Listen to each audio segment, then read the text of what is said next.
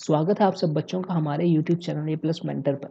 तो last time हमने discuss किया था characteristics of D block elements, जिसमें हमने बात किया था atomic radii, ionic radii, magnetic properties of D block elements, ionisation enthalpy of D block elements, how it vary along the period and down the group. Okay, then formation of interstitial compounds, formation of spinal compounds. तो ये सारी properties हमने discuss कर ली थी। तो आज जो हम डिस्कस करेंगे वो हमारे पास है preparation and properties of potassium dichromate and potassium permanganate. Okay, so let's start. तो फर्स्ट जो हम प्रिपरेशन करेंगे वो करेंगे पोटेशियम डाइक्रोमेट का। तो डाइक्रोमेट का जो प्रिपरेशन करेंगे ये 3 स्टेप प्रोसेस रहेगा। ठीक है, तो जो डाइक्रोमेट का फॉर्मूला रहता है पोटेशियम डाइक्रोमेट का वो होता है K2Cr2O7। ठीक है, तो मैंने ये लिखा हुआ है, ये आपके पास फॉर्मूला हो जाएगा K2Cr2O7। तो फर्स्ट 3 स्टेप प्रोसेस रहेगा। तो फर्स्ट स्टेप में हम क्या करेंगे, जो आपका हम कैसे इसको प्रिपेयर करेंगे, हम करेंगे जो मिनरल ओर्स होते हैं। ठीक है, ओर्स आपको पता है कि हमारे अर्थ क्रस्ट में प्रेजेंट होते हैं, लॉट ऑफ इम्प्यूरिटीज उसमें रहती हैं। हम क्या करेंगे, ओर लेंगे, किसका ओर लेंगे, आयरन और क्रोम का एक ओर लेंगे, जिसको हम कन्वर्ट करेंगे सोडियम क्रोमेट में। ठीक है, तो फर्स्ट स्टेप में हम क्या करेंगे, जो और होगा उसको ट्रीट करेंगे सोडियम कार्बोनेट के साथ। ठीक है, ये हमारे पास सोडियम कार्बोनेट है और प्लस जो कैल्शियम ऑक्साइड, इसके साथ ट्रीट करेंगे in the presence of oxygen और in the presence of air, you can say that. तो जब हम उसको ट्रीट करेंगे तो हमें क्या मिल जाएगा, ये आपका और का फॉर्मूला है FeO Cr2O3 plus sodium carbonate के साथ ट्रीट करेंगे। जब इसको ट्रीट करेंगे तो हमें मिल जाएगा सोडियम क्रोमेट। सोडियम क्रोमेट का फॉर्मूला Na2CrO4 प्लस आयरन का ऑक्साइड मिलेगा प्लस 8 टाइम्स CO2 निकलेगा। ठीक है, अब देखो बच्चों, ये जो रिएक्शन है ना, ये केमिकल रिएक्शन आपको एक्सपेरिमेंटली प्रूफ हुआ है। ठीक है, तो ये जैसा रेशन है वैसा ही आपको लिखना पड़ेगा। ठीक है, तो समटाइम्स क्या करते हैं, हम सोडियम कार्बोनेट की जगह हम क्या लेते हैं, सोडियम हाइड्रोक्साइड भी लेते हैं। ठीक है, तो NaOH को जब ट्रीट करोगे तब कार्बन डाइऑक्साइड की जगह क्या निकलेगा, आपका वाटर निकलेगा, 8 टाइम्स वाटर आ जाएगा। ठीक है, तो ये याद रखना, अगर सोडियम कार्बोनेट नहीं लेना तो आप इसकी जगह क्या लिख सकते हैं, सोडियम हाइड्रोक्साइड भी लिख सकते हो। जब सोडियम हाइड्रोक्साइड लिखोगे तो 8 टाइम कार्बन डाइऑक्साइड की जगह क्या निकलेगा, 8 टाइम्स वाटर। ठीक है, तो ये तो था आपका फर्स्ट स्टेप। फर्स्ट स्टेप में आपने क्या किया, जो और था उसको कन्वर्ट किया सोडियम क्रोमेट में। ठीक है, अब सेकेंड स्टेप में आप क्या करोगे, जो सोडियम क्रोमेट होगा उसको कन्वर्ट करोगे सोडियम डाइक्रोमेट में। अब देखो, जब आप सोडियम क्रोमेट जब फॉर्मेशन हुआ वहाँ पे काफ़ी सारी इंप्यूरिटीज थी, जैसे आयरन ऑक्साइड्स की इंप्यूरिटीज है। तो फर्स्ट स्टेप क्या, सेकेंड स्टेप में आप क्या करोगे, ये जो इंप्यूरिटीज है इनको भी रिमूव करोगे with the process of filtration. ठीक है, और भी इसमें जो इम्प्योरिटीज है उनको रिमूव करके फर्दर जो आपका सोडियम क्रोमेट होगा उसको ट्रीट करोगे H2SO4 के साथ। ठीक है, ये हमारा सेकंड रिएक्शन लिखा हुआ है। सोडियम क्रोमेट को आप फर्दर ट्रीट करोगे H2SO4 के साथ, तो हमें क्या मिल जाएगा, sodium dichromate plus sodium sulphate plus water. ये आपका सेकेंड स्टेप था।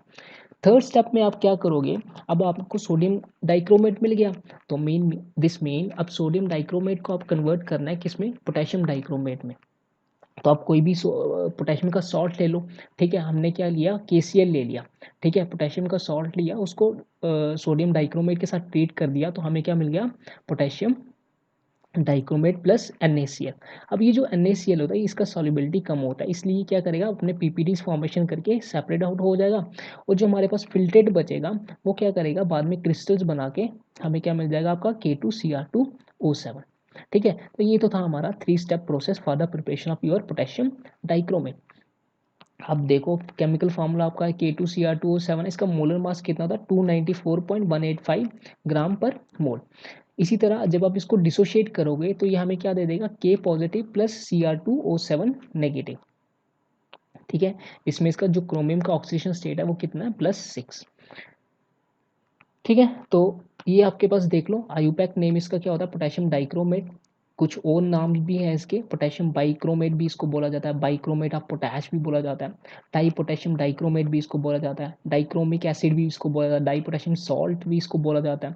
ठीक है, सॉल्ट ऑफ क्रोमियम एसिड, फिर इसके साथ डाई पोटेशियम सॉल्ट भी इसको बोला जाता है। ठीक है, ये इसी का है।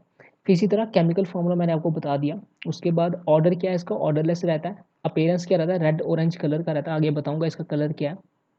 Melting point 398 degree Celsius, boiling point 500 degree Celsius. ठीक है, सॉलिबिलिटी ये गिवन दी है। ठीक है, डिफरेंट डिफरेंट टेम्परेचर पे आपको सॉलिबिलिटी गिवन दी है। फिर इसके बाद जो आपका इसका ये सॉल्युबल होता है वाटर में, और इनसॉल्युबल होता है आपका अल्कोहल और एसीटोन में।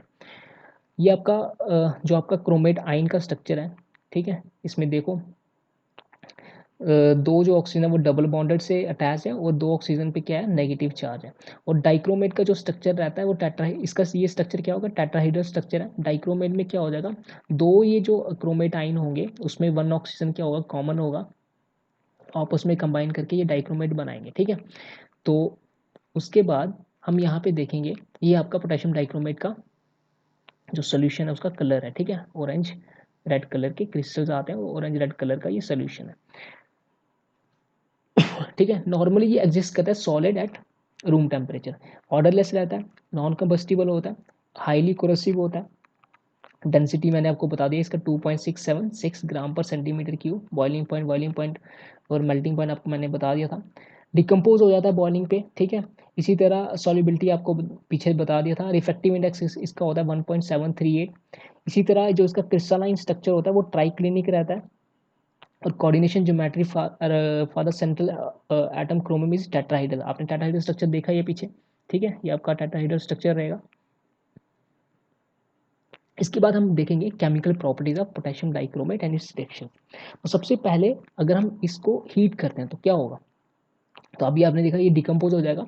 किसमें डिकम्पोज हो जाएगा, पोटेशियम क्रोमेट और O2 गैस निकलेगा यहाँ पे। जब आप इसको हीट करोगे पोटेशियम डाइक्रोमेट को, ये क्या दे देगा, पोटेशियम क्रोमेट दे देगा K2CrO4, जिसका फॉर्मूला है plus C R twice time Cr2O3 chromium का ऑक्साइड प्लस आपका ऑक्सीजन गैस यहाँ पे रिलीज करेगा। इसी तरह अगर आप इसी का रिएक्शन करते हो किसके साथ, अल्कली के साथ, मीन कोई भी पोटेशियम हाइड्रोक्साइड ले लो, सोडियम हाइड्रोक्साइड ले लिया, उसके साथ ट्रीट करोगे। अगर आप पोटेशियम हाइड्रोक्साइड लेते हो तो मैंने आपको बताया कि इसका जो कलर है वो क्या है, ऑरेंज रेड है। जब आप इसको इसको ट्रीट करते हो क्यू के साथ, ये क्या दे देगा आपको, पोटेशियम क्रोमेट। जो पोटेशियम क्रोमेट का कलर है वो क्या है, हमारे पास येलो कलर है।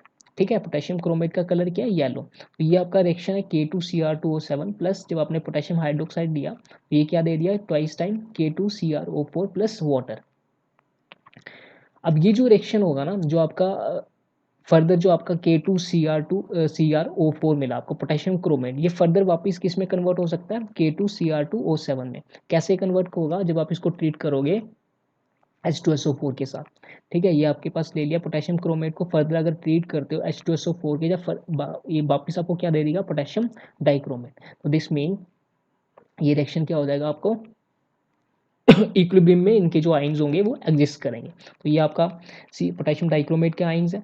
जब इसको वाटर के साथ ट्रीट किया तो ये क्या मिल गया आपका, पोटेशियम क्रोमेट। ठीक है, इसके आइंस क्या है, Cr O4 2 नेगेटिव। जब आपने फर्दर इसी रिएक्शन में H2SO4 डाला तो ये रिएक्शन क्या हो जाएगा, वापस आपको दे देगा क्या, पोटेशियम डाइक्रोमेट, जिसका कलर क्या है, ऑरेंज रेड। ठीक है, तो नेक्स्ट देखेंगे हम ऑक्सीडाइजिंग प्रॉपर्टी। तो आपका जो पोटेशियम डाइक्रोमेट है वो एक strong oxidising, powerful oxidising agent act करता है। अब आपको ऑक्सीडाइजिंग एजेंट तो पता ही है, जो दूसरों की क्या, जो अपनी क्या कराएंगे, रिडक्शन, और दूसरों की क्या करवाते हैं, ऑक्सीडेशन। ठीक है, अब यहाँ पे एक हम मेन रिएक्शन देखेंगे, फिर हम इसका फर्दर डिस्कस करते हैं। तो मेन रिएक्शन आप देख लो, यहाँ पे हम लेंगे आपका जो K2Cr2 होगा, K2Cr2O7, हम पहले लेंगे एसिडिक मीडियम है। ठीक है, अब एसिडिक मीडियम लेंगे तो इसको ट्रीट करेंगे किसके साथ, H2SO4 के साथ। जब आपने इसको H2SO4 के साथ ट्रीट किया, ये आपको क्या दे देगा,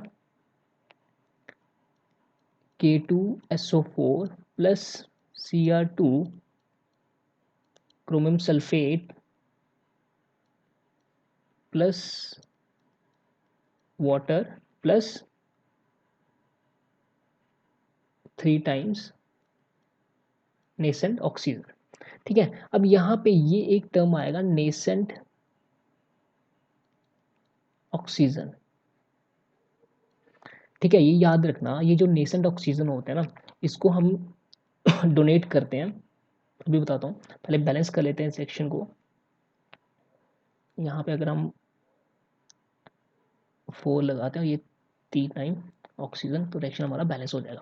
अब देखो, जो नेसेंट ऑक्सीजन होगा ना, ये काफ़ी ज़्यादा अनस्टेबल स्पीसीज होते हैं। अब नेसेंट ऑक्सीजन किसको बोला जाता है? अब जो आपका जो ऑक्सीजन एग्जिस्ट करता है मोनोटॉमिक में, डाइएटॉमिक में और ट्राइएटॉमिक में। ठीक है, अब देखो, डाइएटॉमिक में O2 आ जाएगा, ट्राइएटॉमिक में 3 आ जाएगा, और मोनोटॉमिक में आपका सिंगल ऑक्सीजन आता है। तो जो सिंगल ऑक्सीजन है ना, इसको हम बोलते हैं नेसेंट ऑक्सीजन। नेसेंट ऑक्सीजन को हम डोनेट कर रहे हैं इस ब्रैकेट के अंदर, स्क्वायर ब्रैकेट्स के अंदर लिखते हैं इस नेसेंट ऑक्सीजन को। ये जो सिंगल ऑक्सीजन होता है, ये काफ़ी ज़्यादा रिएक्टिव होता है। इसलिए क्या करता है, जैसे ये फॉर्मेशन करता है, फॉर्मेशन होता है इसका, तो ये फर्दर रिएक्ट होके, तो ज़्यादा काफ़ी ज़्यादा रिएक्टिव स्पीसीज है, काफ़ी ज़्यादा अनस्टेबल है, तो ये फर्दर रिएक्शन प्रोसीड कर जाता है। इसलिए अब देखो हमने क्या किया, अभी हमें क्या मिल गया, यहाँ से नेसेंट ऑक्सीजन मिल गए। तो नेक्स्ट स्टेप में ये आपका मेन रिएक्शन है। ठीक है, इस रिएक्शन को याद रखना।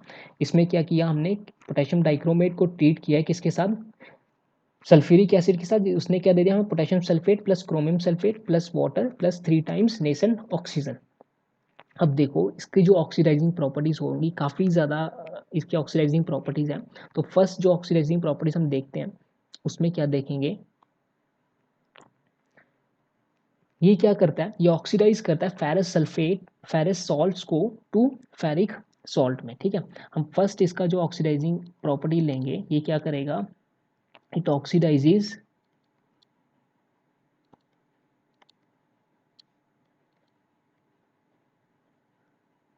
फेरस सॉल्ट्स टू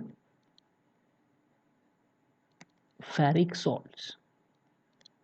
ठीक है, अब देखो, आप एग्जाम्पल ले लो। यहाँ पे हम क्या करेंगे, पहले तो मेन रिएक्शन लिखोगे जो ऊपर वाली लिखी हुई है, K2Cr2O7 plus 4 times H2SO4, it gives you K2SO4 plus Cr2SO4 thrice plus 4 times water plus nascent oxygen. अब सेकेंड रिएक्शन क्या है, सेकेंड रिएक्शन क्या है, फेरस सॉल्ट को कर रहा है किसमें, फेरिक सॉल्ट में। हम क्या करेंगे, यहाँ पे ट्वाइस टाइम FeSO4 लेंगे प्लस H2SO4। अब फर्स्ट रिएक्शन से हमें क्या मिल रहा है, नेसेंट ऑक्सीजन मिल रहा है। तो यहाँ पे एक नेसेंट ऑक्सीजन ये लिया, तो फर्दर जो रिएक्शन हमें मिल जाएगा, ये चला जाएगा फेरस सल्फेट में, Fe2 फेरिक सल्फेट में Fe2SO4 थ्राइस प्लस वाटर। अब यहाँ पे देखो, यहाँ पे कितने कितने नेसेंट ऑक्सीजन, 3। अब इस रिएक्शन को बैलेंस करने के लिए हम क्या करेंगे, इधर मल्टीप्लाई करेंगे 3 से। ठीक है, जब इसको रिएक्शन को 3 से मल्टीप्लाई करोगे, तो यहाँ पे क्या आ जाएगा, 3 टाइम ऑक्सीजन। जब ये 3 टाइम ऑक्सीजन आएगा, तो ये और ये वाला ऑक्सीजन क्या हो जाएगा, कैंसिल हो जाएगा। तो आपको जो फर्दर रिएक्शन मिल जाएगा, जब इसका ओवरऑल रिएक्शन हो जाएगा, वो क्या मिल जाएगा, ऊपर क्या है, K2Cr2O7 प्लस, अब यहाँ पे ये कितना है, ट्वाइस टाइम FeSO4, इसको 3 से मल्टीप्लाई करोगे तो क्या हो जाएगा, 6 टाइम FeSO4। फिर हमारे पास यहाँ पे देखो, ये 3 है, और ये इसको 3 से मल्टीप्लाई करोगे, 3 टाइम H2SO4 प्लस ये कितना हो जाएगा, 7 times H2SO4, it gives you K2SO4 plus Cr2SO4 thrice plus आपका वाटर आ जाएगा प्लस Fe2SO4 थ्राइस, आपका फेरस सल्फेट। ठीक है, तो यहाँ पे ये आपका कंप्लीट ओवरऑल रिएक्शन हो जाएगा।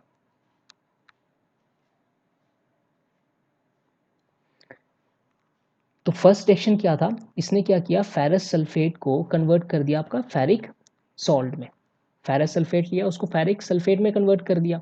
अब कैसे ये रिएक्शन हुआ, आपने ये वाला रिएक्शन जो मेन रिएक्शन है इसको याद रखना है, ठीक है। फर्स्ट रिएक्शन तो आप यही लिखोगे, फिर आप सेकेंड रिएक्शन लिखोगे फेरस सॉल्ट का, ठीक है, जिसमें हमने क्या किया, फेरस सल्फेट लिया, उसको ट्रीट किया आपने, एसिडिक मीडियम लिया हुआ है। ये सारी रिएक्शंस कौन सी है, एसिडिक मीडियम वाला। तो एसिडिक मीडियम हम किसके साथ ट्रीट करेंगे, उसको एसिड के साथ। तो हमने H2SO4 लिया, नेसेंट ऑक्सीजन यहाँ से मिले हमें, तो इसने क्या कर दिया, फेरिक सल्फेट बना लिया। फिर हमने रिएक्शन को मल्टीप्लाई किया 3 से, क्योंकि हमें नेसेंट ऑक्सीजन बैलेंस करने थे, और उसके बाद वो बैलेंस जो थे वो हमने कट किए, और जो हमें ओवरऑल रिएक्शन मिल गया। ये तो था फर्स्ट रिएक्शन आपका ऑक्सीडेशन, ठीक है, ऑक्सीडाइजिंग प्रॉपर्टीज का फर्स्ट रिएक्शन। सेकेंड देखेंगे, इसी तरह आयोडाइड को ये कन्वर्ट करता है आयोडीन में, ठीक है। सेकेंड में देख लो आप,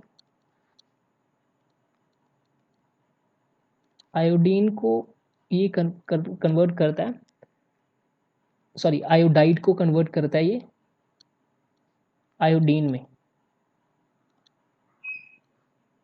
ठीक है।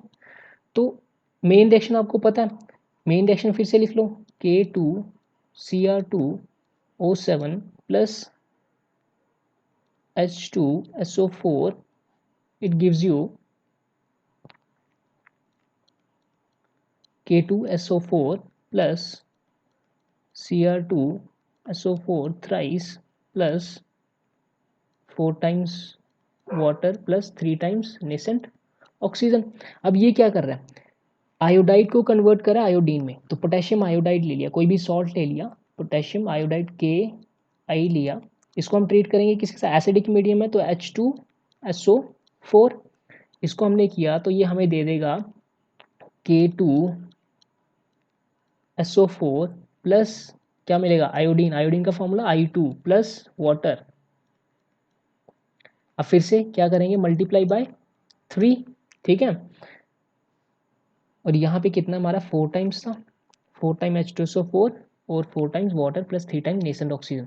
अब यहाँ पे 3 से मल्टीप्लाई किया, प्लस यहाँ पे क्या आ जाएगा आपका नेसेंट ऑक्सीजन। मैंने बताया कि नेसेंट ऑक्सीजन काफ़ी ज़्यादा अनस्टेबल होता है और काफ़ी ज़्यादा रिएक्टिव स्पीसीज होता है, इसी से आपके O2 बनेगा, इसी से आपका ओजोन बनता है, O3 भी बनता है इसी से। तो जब 3 से इसको मल्टीप्लाई करोगे, ये और ये क्या हो जाएगा, कैंसिल हो जाएगा। तो यहाँ पे अगर आपको ओवरऑल रिएक्शन लिखना होगा तो क्या मिल जाएगा आपको, K2Cr2O7, तो यहाँ पे ट्वाइस टाइम KI है, मल्टीप्लाई 3 करोगे तो क्या हो जाएगा, 6 time KI plus 7 times H2SO4। 7 times कैसे आ जाएगा, ये 3 आपका जब यहाँ से मल्टीप्लाई होगा, 3 time H2SO4 plus 4 time H2SO4 कितना हो जाएगा, 7 times H2SO4, it gives you 3 time K2SO4 plus 1 ये वाला, तो 4 टाइम्स K2SO4 प्लस क्या आपका आयोडीन, 3 टाइम आयोडीन, उसके बाद क्या है क्रोमियम सल्फेट Cr2SO4 3, और प्लस क्या आ जाएगा आपका water, 7 times water, 3 times water यहाँ से और 4 टाइम्स वाटर यहाँ से, मीन दोनों का एड अप करके आपने ये इक्वेशन, फाइनल इक्वेशन इसका लिखना है, ठीक है। ये होगा आपका कि आयोडाइड को ये कन्वर्ट करता है आयोडीन में। तो इंपॉर्टेंट क्या है, मेन रिएक्शन याद रखना है, और उसके बाद फिर हमने जो सेकेंड रिएक्शन होगा उसको एसिड के साथ ट्रीट करना है, और बाद में मल्टीप्लाई बाय 3 और उसका एडिशन करके जो कैंसिल होते होंगे उनको कैंसिल कर देना, और मेन रिएक्शन यहाँ पे लिख देना। इसी तरह जो थर्ड रिएक्शन है ये आप करोगे, आपके लिए होमवर्क रहेगा। इसमें ये क्या करता है, H2S को कन्वर्ट करता है टू सल्फर, H2S को कन्वर्ट करेगा सल्फर में, इसी तरह सल्फाइड्स को कन्वर्ट करेगा सल्फेट्स में। और भी हमारे पास काफ़ी ज़्यादा रिएक्शंस है जिसमें ये कन्वर्ट करता है, नाइट्राइट्स को कन्वर्ट करता है नाइट्रेट्स में, नाइट्राइट्स टू नाइट्रेट्स। इसी तरह हैलोजन एसिड्स को हैलोजन में, हैलोजन एसिड्स को ये कन्वर्ट करेगा हैलोजन में, ये जो मैं लिख रहा हूँ ये आप लोगों को करना है, ठीक है। इसी तरह SO2 को सल्फ्यूरिक एसिड में, SO2 को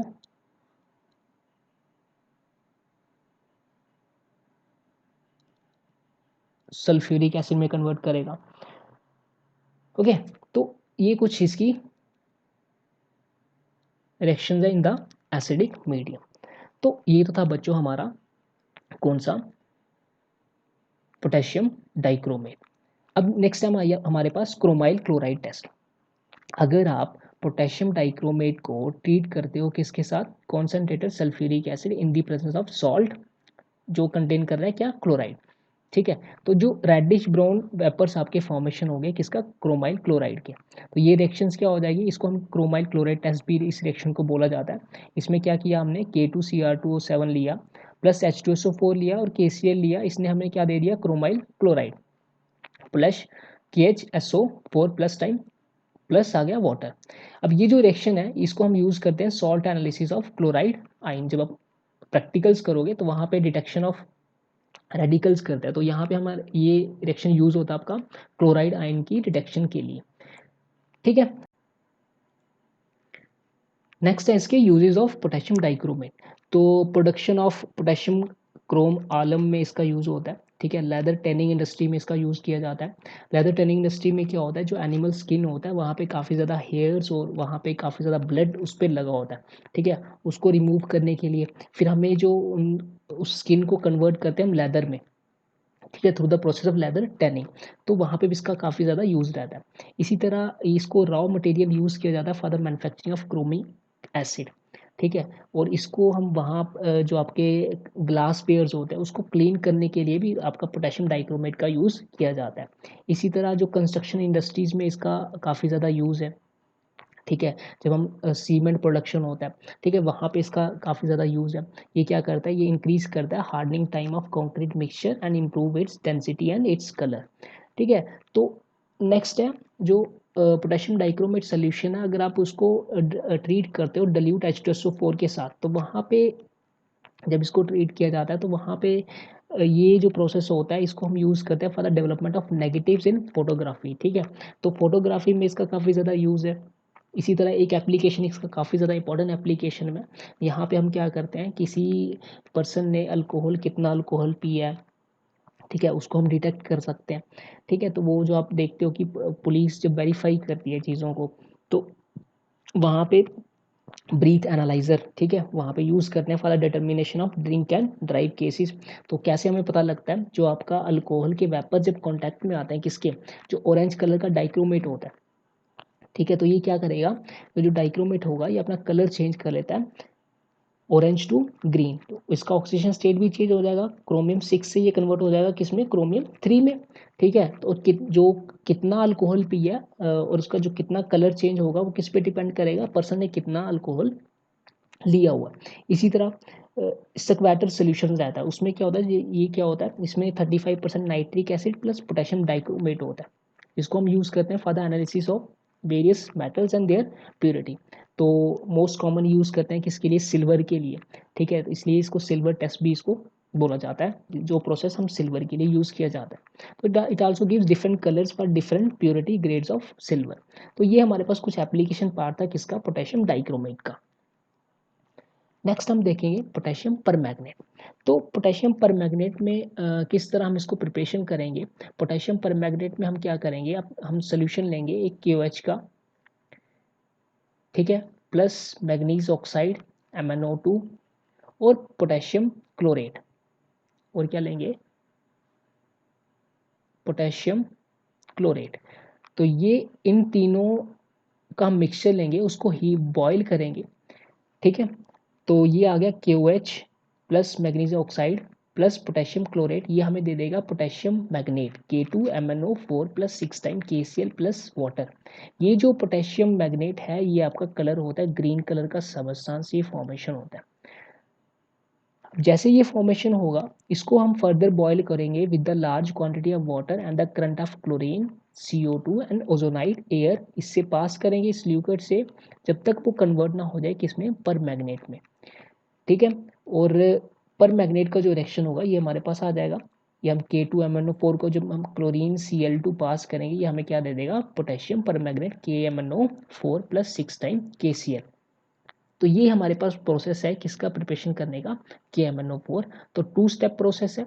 फर्स्ट स्टेप में हमने क्या लिया, KOH ले लिया, मैग्नीज ऑक्साइड लिया और पोटेशियम क्लोरेट लिया, उसने हमें क्या दे दिया, पोटेशियम मैग्नेट, जो ग्रीन कलर का सबस्टांस है। सेकेंड स्टेप में हमने क्या किया, ये जो ग्रीन कलर का सबस्टांस मिला उससे हमने पास किया large quantity of water, current of chlorine, CO2 and ozonide air.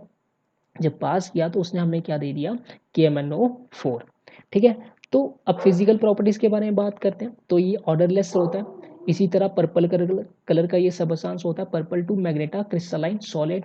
Soluble होता है वाटर में, एसीटोन में, एसिटिक एसिड में, मिथनॉल में, पिरिडिन में।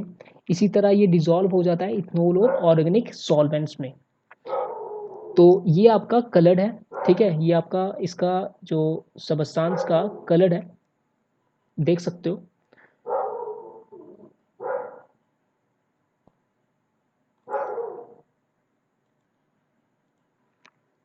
इसी तरह आप देखो, जब आप डिसोशिएट करोगे KMnO4 को, तो वो डिसोशिएट हो जाता है K positive plus MnO4 negative में।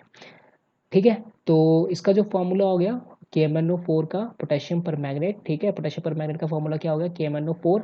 और मॉलिक्यूलर वेट इसका होता है 158.034 ग्राम पर मोल, डेंसिटी 2.7। ठीक है। उसके बाद boiling point 100 degree Celsius, melting point 240 degree Celsius, और ऑक्सीजन स्टेट इसका होता है +7। तो अगर ये किस फॉर्म में एग्जिस्ट करता है, मोनोक्लिनिकल प्रिज्म में ये एग्जिस्ट करता है। इसका ये जैसे उसका देखा वो ट्राइक्लिनिक फॉर्म में एग्जिस्ट करता था, ये मोनोक्लिनिक फॉर्म में एग्जिस्ट करता है। और वाटर में सॉल्युबल होता है और मोर सॉल्युबल होता है बॉइलिंग वाटर में। अब देखेंगे केमिकल रिएक्शंस। अगर हम इसको डिकम्पोज करते हैं, थर्मल डिकम्पोजिशन करेंगे, तो ये हमें क्या दे देगा, K2MnO4 पोटेशियम, जो आपने देखा था, पोटेशियम मैग्नेट। ठीक है। तो ये आपके पास K2MnO4 इसका फॉर्मूला था, पोटेशियम मैग्नेट, जो आपका ग्रीन कलर था। तो ये हमें मिल जाएगा जब आप उसको डिसोशिएट करोगे KMnO4 को, K2MnO4 में मिल जाएगा प्लस MnO2 प्लस O2। तो ये आपका ग्रीन कलर का सबस्टांस आपने पीछे देखा था रिएक्शन। इसी तरह अगर आपका अल्कलीज है, ठीक है, अल्कलीज के साथ इसको ट्रीट करते हो, तो हमें ये क्या फिर से क्या दे देगा, K2MnO4 plus twice time water plus O2। KMnO4 plus KOH gives us K2MnO4 plus twice time water plus O2। तो ये रिएक्शन हमें देखनी है। फिर देखो ऑक्सीडाइजिंग प्रॉपर्टीज। तो जैसे हमने K2Cr2O7 की ऑक्सीडाइजिंग प्रॉपर्टीज की, सेम रिएक्शंस होंगी यहाँ पे भी। बस डिफरेंस क्या होगा कि वहाँ पे एक पोटेशियम डाइक्रोमेट था, यहाँ पे हमने पोटेशियम परमैंगनेट ले रहे हैं। अब देखो एसिडिक, बेसिक और अल्कलाइन मीडियम में रिएक्शंस क्या हो जाएगी, वेरिएशन हो जाता है। तो मेन रिएक्शन लिखेंगे, उसके बाद जो आगे जो आपकी सेकेंड रिएक्शन होगी वो लिखेंगे। तो देखो, अब ये भी क्या है, एक पावरफुल ऑक्सीडाइजिंग एजेंट एक्ट करता है। तो हम एसिडिक मीडियम में लिखेंगे इसे, एक एक्शन न्यूट्रल में लिखेंगे और अल्कलाइन मीडियम में लिखेंगे। तो अगर एसिडिक मीडियम लेते हो, तो एसिडिक मीडियम में क्या हो जाएगा, हम एसिड के साथ ट्रीट करेंगे। तो KMnO4 plus H2SO4 gives us K2SO4 plus manganese sulphate plus water plus 5 times nascent oxygen. वहाँ पे कितने मिल रहे थे जब एसिडिक मीडियम में रिएक्शन कर रहे थे, 3 टाइम्स नेसेंट ऑक्सीजन। यहाँ पे कितने मिल रहे हैं, 5 टाइम्स नेसेंट ऑक्सीजन। तो मैंने आपको बता दिया कि नेसेंट ऑक्सीजन क्या होता है, काफ़ी ज़्यादा अनस्टेबल स्पीसीज होता है, जो काफ़ी ज़्यादा रिएक्टिव होता है। जैसे ये फॉर्मेशन करता है रिएक्शन में, ये फर्दर आगे रिएक्ट हो जाते हैं। अगर आयोनिक फॉर्म में इस रिएक्शन को लिखना चाहते हो, तो MnO4 negative plus 8 time H positive plus 5 electron. तो मैं ये MnO4, ठीक है, plus 5 electron gives us Mn2 positive plus 4 times water. अगर आप न्यूट्रल मीडियम में लिखना चाहते हो, न्यूट्रल और अल्कालाइन मीडियम का थोड़ा सेम रिएक्शन है। हमने क्या लिख दिया, KMnO4 plus water gives you potassium hydroxide plus MnO2 plus 3 times oxygen. तो यहाँ पे 3 टाइम्स नेसेंट ऑक्सीजन मिल रहे हैं। न्यूट्रल और अल्कालाइन मीडियम में आपको कितना ऑक्सीजन मिलेगा, 3 टाइम नेसेंट ऑक्सीजन मिलेंगे, और एसिडिक मीडियम में 5 टाइम्स नेसेंट ऑक्सीजन। अब देखो, जैसे हमने उनकी ऑक्सीडाइजिंग प्रॉपर्टीज की थी, वैसे हम इनका भी ऑक्सीडाइजिंग प्रॉपर्टीज करेंगे। तो पहले हम एसिडिक रिएक्शन में देखेंगे, तो वन बाय वन डिस्कस करते हैं। तो पहले हम लेंगे एसिडिक मीडियम। अब देखो कि एसिडिक मीडियम में किस तरह हम रिएक्शन लेंगे। तो पहले लेंगे हम एसिडिक मीडियम।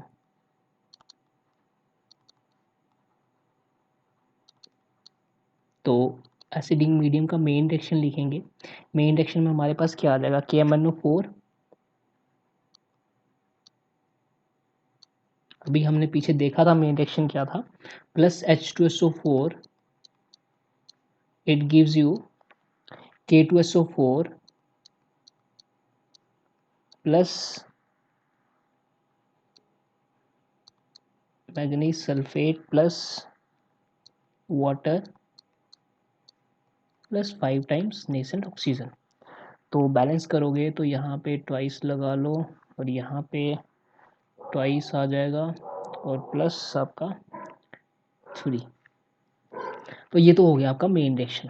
अब देखो, अब ऑक्सीडाइजिंग, आप क्या कर रहे हो, ऑक्सीडाइजिंग प्रॉपर्टीज कर रहे हो। यहाँ पे हम क्या करेंगे, ये क्या करेगा, फेरस सल्फेट को कन्वर्ट करता है फेरिक सल्फेट में। फर्स्ट प्रॉपर्टी जैसे वहाँ पे भी देखा, फेरस सल्फेट को फेरिक में कन्वर्ट कर रहा था, यहाँ पे भी फेरस सल्फेट को ये किस में करे, कन्वर्ट करेगा, फेरिक सल्फेट में।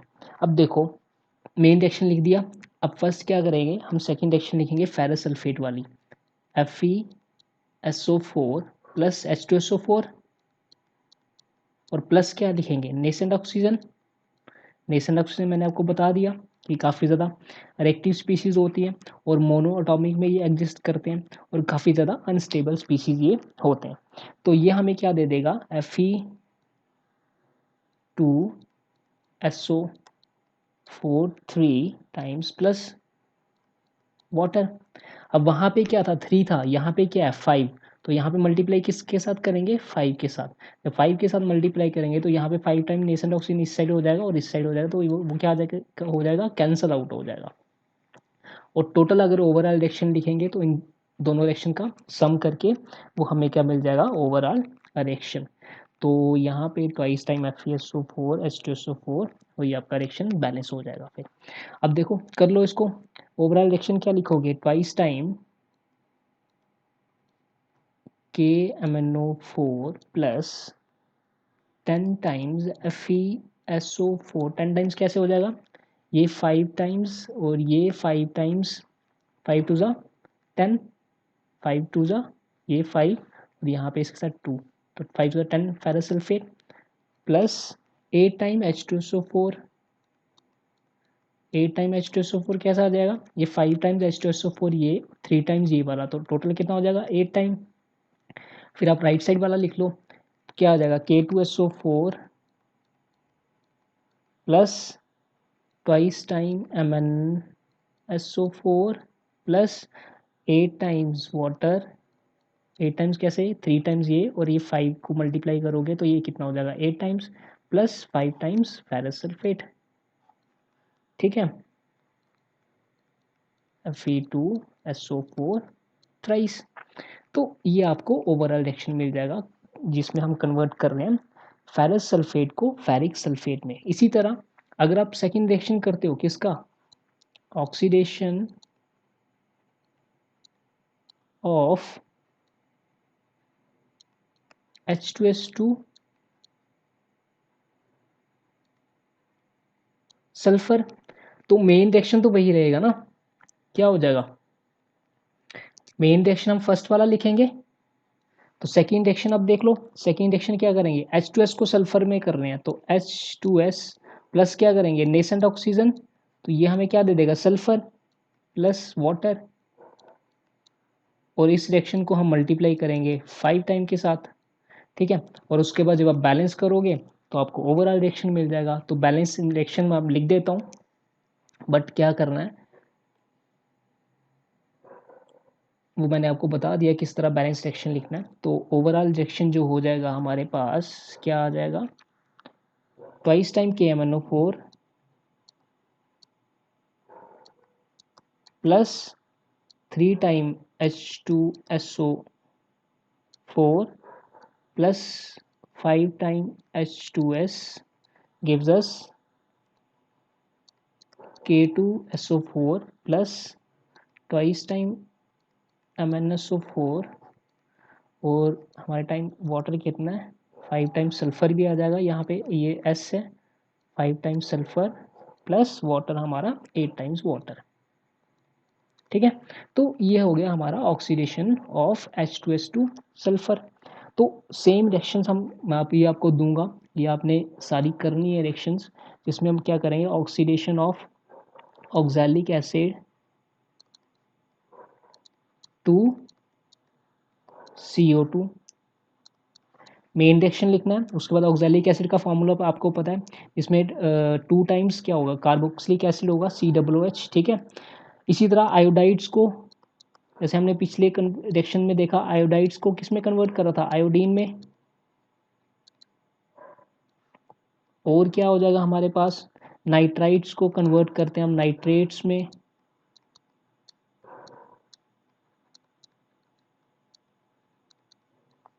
इसी तरह 6th रिएक्शन में क्या आ जाएगा, हैलोजन एसिड्स को एलोजेंस में।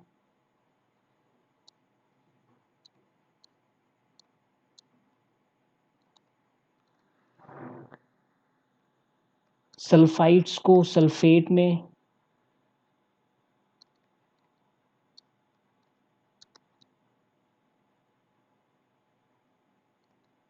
ठीक है। तो मेन रिएक्शन वही रहेगा, बाकी सेकेंड रिएक्शन आपको लिखना है।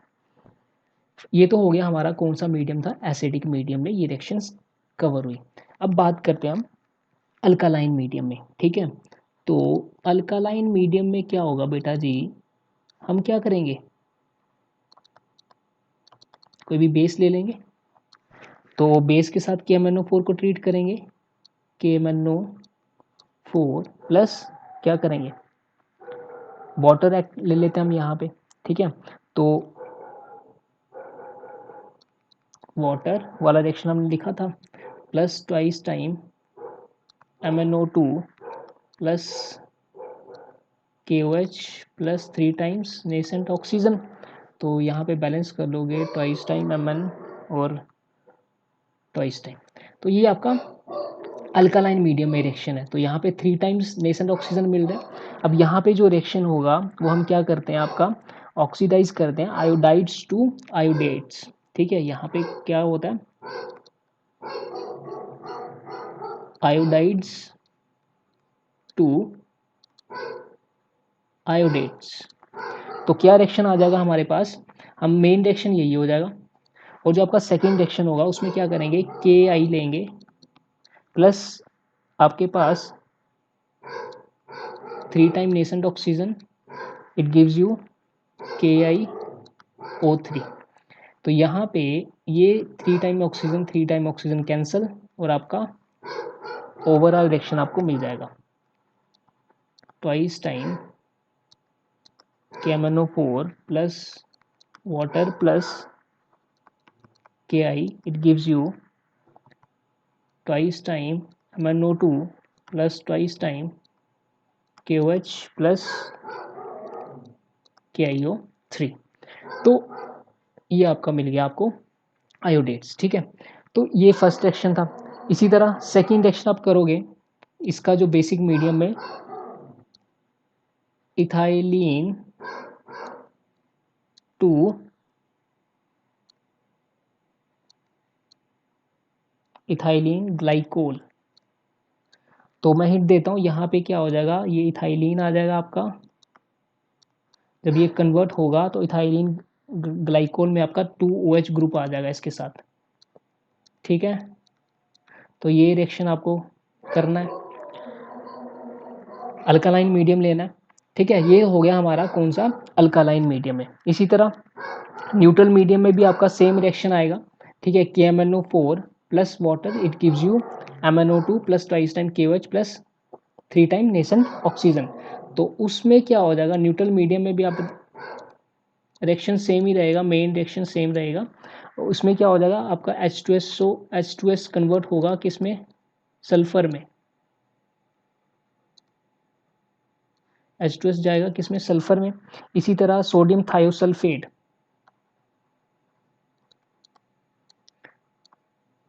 सोडियम थायोसल्फेट कन्वर्ट होता है टू सल्फेट एंड सल्फर। तो सोडियम थायोसल्फेट का फॉर्मूला क्या हो जाएगा, Na2S2O3, ठीक है। तो ये आपको कन्वर्ट, ये किस में जाएगा, सल्फेट में और सल्फर में। तो ये रिएक्शन भी आपको लिखनी है, ठीक है। अगर आपको ये रिएक्शन लिखने नहीं आएगा तो एक बार मेरे को बता देना, फिर मैं ये रिएक्शंस आपको करवा दूंगा, बट ट्राई करना, हो जाएगा, ठीक है। सिंपल रिएक्शंस है। तो ये आपकी रिएक्शंस होगी, प्रिपरेशन और ऑक्सीडाइजिंग प्रॉपर्टीज हमने कर लिया फिनिश। अब इसके भी कुछ यूजेस देखेंगे हम, जो पोटेशियम पर मैग्नेट के भी काफ़ी ज़्यादा यूजेस हैं। तो इसको हम यूज़ करते हैं qualitative analysis to determine the permanganate value of KMnO4 is also use as a regeneration chemical in well water treatment for the removal of your hydrogen sulphide and iron, ठीक है।